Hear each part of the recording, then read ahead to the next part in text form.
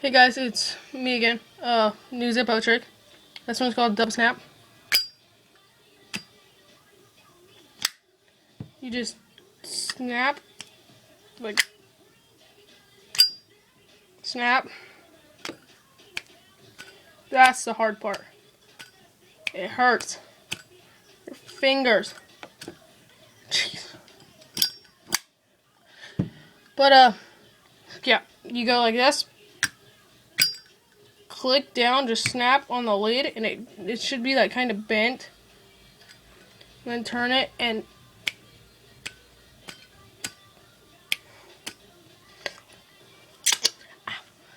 okay, it hurts your finger pretty bad, but